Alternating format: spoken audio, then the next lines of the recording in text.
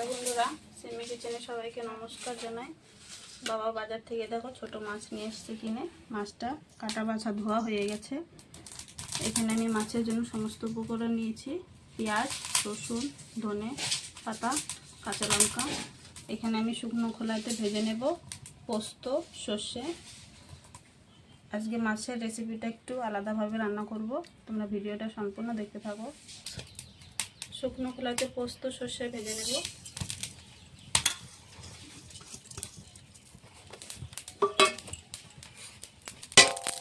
দেখো চটচট করে সর্ষের পোস্তটা ফুটছে, নামিয়ে নেব। ভাজা হয়ে গেছে। মাছটা মেখে নেব স্বাদ মতো নুন, হলুদ গুঁড়ো দিয়ে।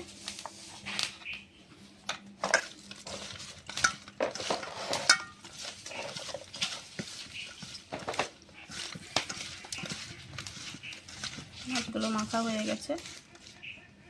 মাছ ভাজার জন্য কড়াইতে সর্ষের তেল দিয়ে দিচ্ছি। মেখে রাখা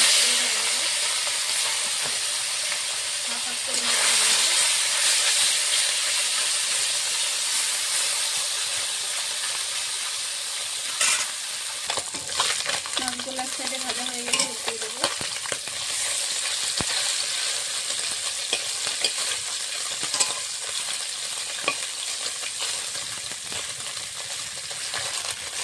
মাছগুলো ভাজা হয়ে গেছে, নামিয়ে নেব।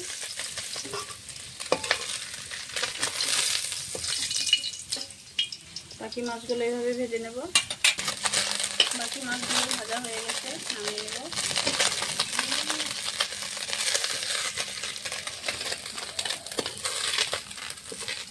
সম্পূর্ণ মাছ ভাজা হয়ে গেছে।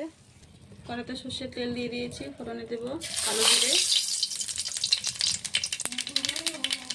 দিয়ে দেবো পেঁয়াজ কুচি, রসুন কুচি,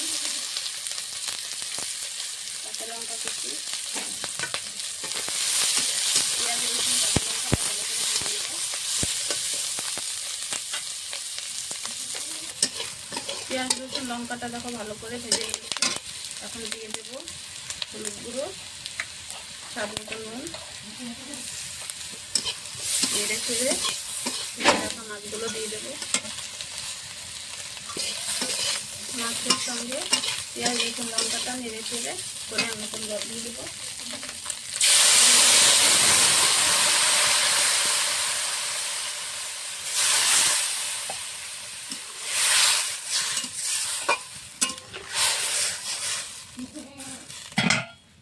শুকনো খোলাতে পোস্ত সর্ষেটা ভেজে নিয়েছিলাম, এখন শুকনোতেই বেটে নেব।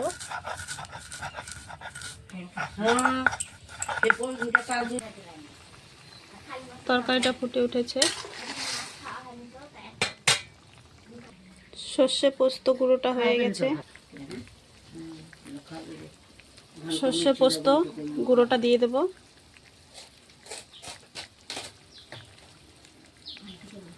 ধনে পাতা কুচি দিয়ে দেব।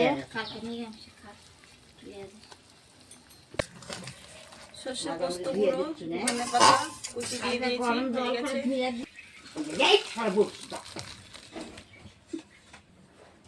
মাছের ঝোলটা হয়ে গেছে। তোমাদেরকে যদি রেসিপিটা ভালো লাগে অবশ্যই লাইক, কমেন্ট, শেয়ার, সাবস্ক্রাইব করে দেবে। আজকের মতন রান্নাটা এই অবধি।